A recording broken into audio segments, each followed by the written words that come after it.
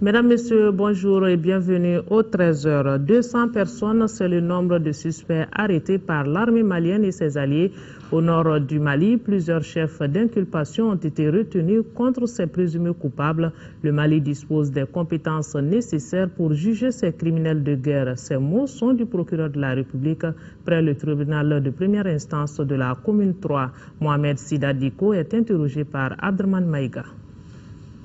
À la date d'aujourd'hui, il y a à peu près 200 personnes arrêtées. Il y a 51 personnes qui sont présentement détenues à la gendarmerie, mais le parquet a formellement demandé l'inculpation de 121 personnes, réparties entre 3 cabinets d'instruction. Mais il y a eu des gens, 27 personnes, contre lesquelles il n'y a aucune charge et qui ont été libérés. Ont-elles été inculpées et de quoi? Il y a les crimes de guerre, crimes de génocide et les crimes contre l'humanité. Il y a aussi d'autres infractions telles que le terrorisme, trahison, association de malfaiteurs, ainsi de suite, etc. Il y a même des cas de vol. Ces personnes sont arrêtées soit par l'armée malienne, soit par ses alliés. Y a-t-il un accord qui définit par qui et où seront jugées ces personnes? Les gens qui sont à notre disposition ont été arrêtés par les forces servales, les forces tchadiennes et les forces armées maliennes. Maintenant, en ce qui concerne les accords concernent les mandats que nous avons lancés contre les responsables du mouvement du MNLA, d'Ansardine et du Moudjaou. Ces mandats vont être exécutés conformément aux accords d'entraide judiciaire qui existent entre le Mali, les accords bilatéraux, et conformément aux traités. Le Mali a saisi la Cour pénale internationale pour juger les crimes commis au nord et le tribunal de la commune 3 devait recevoir des plaintes dans ce sens. À ce jour, avez-vous reçu des plaintes qui puissent relever de la compétence de la CPI? Oui, le Mali a saisi la Cour pour enquêter sur des crimes pendant les premières occupations. Mais il y a lieu de faire une mise au point. La Cour et les juridictions maliennes ne sont pas des concurrents, on est complémentaires. Pour éviter des chevauchements, il y a des cas pour lesquels la Cour retient sa compétence. Sinon, la Cour intervient par subsidiarité, c'est-à-dire si les juridictions nationales ne sont pas outillées. Mais nous-mêmes, nous pouvons juger ça. Maintenant, quand la Cour se saisit d'une affaire, elle fait ses propres enquêtes et défère les auteurs devant elle-même. Mais les juridictions maliennes sont outillées aussi pour juger ces auteurs. Et les personnes inculpées risquent-elles quel genre de peine surtout? Ça va de 5 ans à la peine de mort, la perpétuité, les travaux forcés, ainsi de suite. Les crimes, parce que toutes les infractions commises sont des infractions criminelles. Ça veut dire que ce qu'ils ont fait, les faits sont suffisamment graves. Donc c'est la cour d'assises, ainsi de suite. Donc la cour d'assises, les peines commencent de 5 ans jusqu'au-delà, jusqu'à la peine capitale. Ce jugement se fera conformément à notre code pénal et aux règles de procédure, notre code de procédure pénale. À Koulikoro, l'armée malienne poursuit sa formation et cela grâce à l'accompagnement de la mission européenne pour constater de visu l'avancement des apprenants, l'état d'avancement des apprenants. Le général François Lecointre a suivi hier sur le terrain les exercices de combat du 1er bataillon de l'armée malienne. Notre correspondant Seydou Traoré nous en parle. Par cette première visite sur le champ d'entraînement, le chef de la mission européenne de formation de l'armée malienne est venu toucher du doigt les vraies réalités du processus de reconstruction de notre armée en cours. Général François Lecointre s'est rendu en brousse au chevet des 675 éléments du groupement tactique interarmes Jetia Waraba, une troupe aujourd'hui répartie en différentes compagnies avec les appellations d'Amonzon, Babemba et Sundiata. Après plus d'une semaine d'entraînement intensif, le visiteur du jour a trouvé les experts européens et leurs équipes à l'étape de la réduction d'une résistance et les missions de reconnaissance. Au commandement du Jetia Waraba, la formation se passe comme programmé. La troupe se porte bien, la formation a bien débuté par l'évaluation. Les éléments ont été évalués individuellement, on a situé les insuffisances. Là, on a commencé la formation individuelle.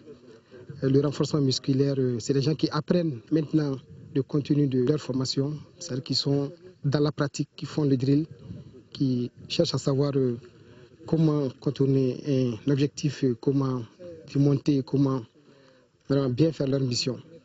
Donc les gens sont vraiment motivés, ils sont beaucoup.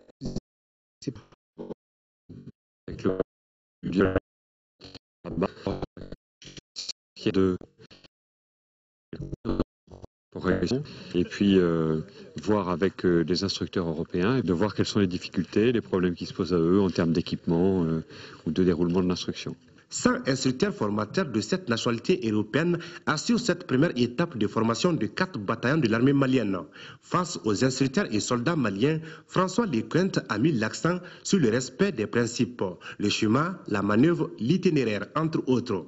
Au centre d'instruction Boubacar Sarassi de Koulikro, un détachement de liaison de l'état-major général des armées est disponible pour rendre compte des préoccupations des différents groupements. Il existe aussi au sein de ces GTA un détachement de commando et de l'armée de l'air. La Croix-Rouge entend mobiliser plus de 21 milliards de francs CFA pour la poursuite de ses opérations au Mali, un surplus qui porte à quelques 42 milliards de francs CFA le budget consacré par le CICR à notre pays depuis le début de la crise.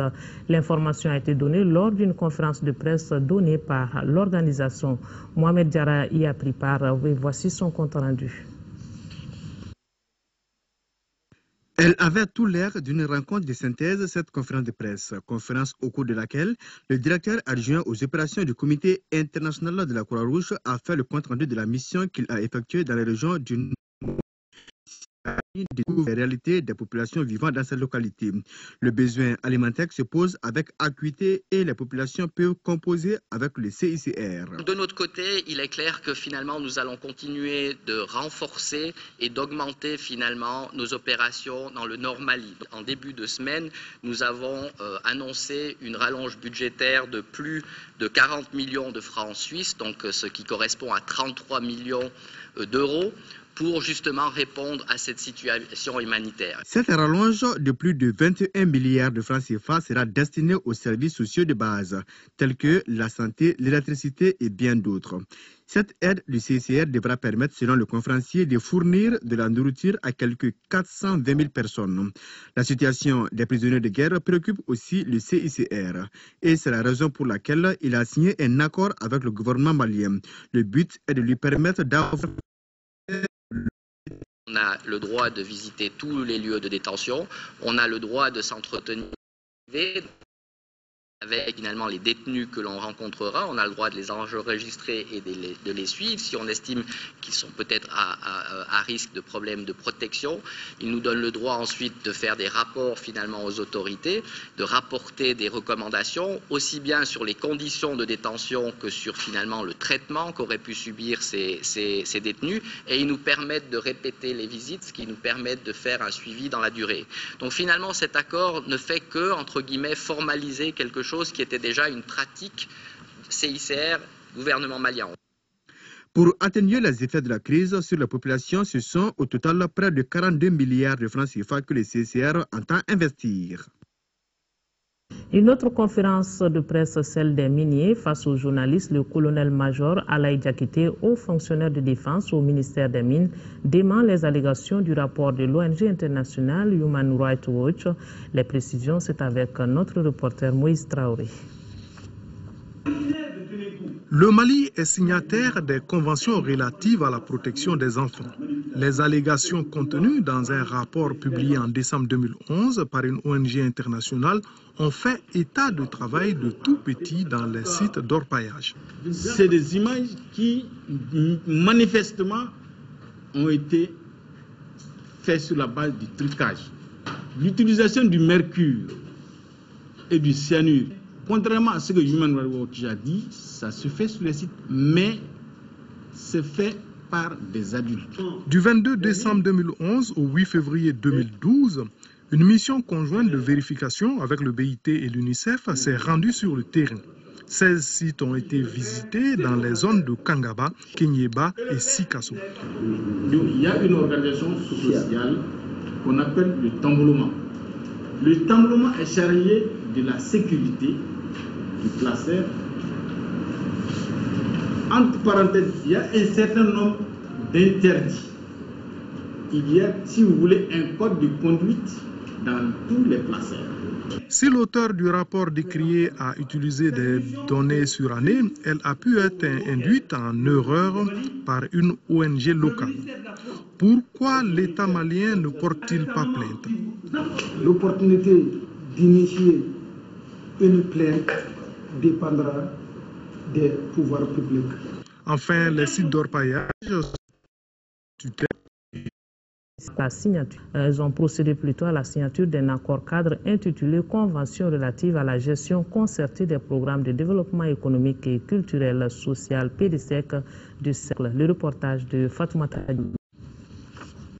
La Convention relative à la gestion concertée des programmes de développement économique, social et culturel PDSEC du cercle de Yorosso, qui vient d'être signée par la coordination locale de concertation des organisations paysannes, le syndicat intercollectivité Chiporogo et le préfet de cercle, vise à combler les difficultés enregistrées par les acteurs communaux dans la gestion des affaires locales, notamment le faible niveau d'implication des organisations paysannes dans l'élaboration des PDSEC, l'inadéquation entre les différents plans et programmes de développement. Si des aménagements ont été faits, des plaines ont été aménagées, des barrages ont été faits, des puits à grand diamètre, autant de trucs qui ont été faits, on s'est dit mais à qui appartient ces trucs-là? Mais si il n'y a pas une certaine organisation autour de ces infrastructures, elles deviennent comme si c'était quelque chose qui a été fait et abandonné. Le document ainsi paraphé prend en compte des activités de développement économique dans les domaines de l'élevage, l'agriculture, l'éducation, la santé, les eaux et forêts. Aussi, il énumère les obligations des parties prenantes, les modalités de financement, d'exécution et de suivi. Pour nous, c'est un grand pas. En tant qu'intercollectivité, il sert pour nous un tremplin dans le développement de notre localité. Pour nous, c'est notre outil de travail. Par ailleurs, le sous-préfet central de Yorosso, Taïrou Maïga, avait décrié les insuffisances notoires dans la gestion des collectivités avant d'inviter les uns et les autres à une meilleure appropriation de la Convention pour des résultats plus efficients. L'ONG internationale américaine Save the Children a désormais un nouveau coordinateur national. Il a été présenté mardi dernier aux autorités administratives et politiques de la 3e région. Son nom est Raphaël Soudaé. Il est de nationalité burundaise. Daouda Diakité nous le présente. Le choix de Sikasso pour la présentation du nouveau coordinateur s'explique par la forte présence de Save the Children et la diversité de ses actes d'intervention en 3e région. Nous avons réalisé plein de bonnes choses en coopération avec le gouvernement malien et la communauté ici. Mais il y a toujours les grands défis et les grands challenges. Mais c'est difficile pour moi de quitter le pays. J'adore le Mali. Des acquis que le tout nouveau coordinateur national entend renforcer par une présence accrue de l'ONG. C'est quand même une région qui produit beaucoup. Et donc, ça sera davantage apprendre, accompagner les communautés à mieux utiliser ce qu'ils produisent pour mieux se nourrir. Ça, c'est vraiment ce que j'appellerais l'approfondissement de ce qu'on fait, au-delà de ce qui se fait déjà. Ensuite, l'extension, c'est on est aujourd'hui dans un certain nombre de communes, de régions. On va continuer à s'étendre. Pour les autorités régionales, cette démarche de Save the Children est une marque de confiance dans le partenariat que la région entend maintenir. Nous souhaitons une continuité de tout ce qui est déjà entrepris dans la région. La malnutrition aujourd'hui est d'actualité au niveau de la région d'une manière générale, mais surtout au niveau des enfants. Donc ce volet nutrition est très capital pour nous, pour pouvoir vraiment gérer une situation qui est d'envergure nationale aujourd'hui. A signaler que l'ONG Save the Children, qui est présente à Sikasso depuis plus de 20 ans, intervient dans les cercles de Yorosso, Sikasso et Kuchala dans le domaine de l'éducation, la santé et la sécurité alimentaire. Au Togo, un ancien ministre inculpé vient d'être relâché. Pascal Bodjona, accusé d'escroquerie dans une affaire d'argent, bénéficie d'une liberté provisoire. Une nouvelle qui est à la une de toutes les parutions au Togo. L'intéressé dit n'avoir aucune rancune. Quant à son avocat, il estime que son client a été victime d'un complot. Acclamé par ses partisans, Pascal Bodjona, ancien ministre et ancien homme fort du régime de Faure Gnassingbé, a été remis en liberté provisoire mardi. Il reste inculpé dans une affaire d'escroquerie internationale, mais il clame son innocence. J'ai tout intérêt plus que quiconque à ce que la procédure aille jusqu'au bout pour que l'on me dise ce qu'on me reproche. Septembre dernier, Pascal Bodjona est arrêté pour une escroquerie dans une affaire pour le moins complexe. D'un côté, cet homme, Abbas Al-Youssef, un riche émirati. Autre, l'Elf, lui-même récemment remis en liberté provisoire pour raison de santé. Au cœur de l'affaire, la fortune de l'ancien président ivoirien assassiné Robert Gueye, soi-disant bloquée sur un compte au Togo, fortune que Loïc Le Floch-Prigent aurait fait miroiter à l'homme d'affaires émirati. Pour l'avocat de Pascal Bodjona, son inculpation dans ce dossier relève du complot. C'est un procès politique et il suffit de regarder de près la manière dont le dossier est géré, de voir un peu la manière dont se comportent les différents acteurs pour comprendre que c'est un procès politique. Pascal Bodjona en liberté provisoire, la nouvelle est à la une de tous les journaux togolais. L'ancien ministre qui affirme n'avoir aucune rancune.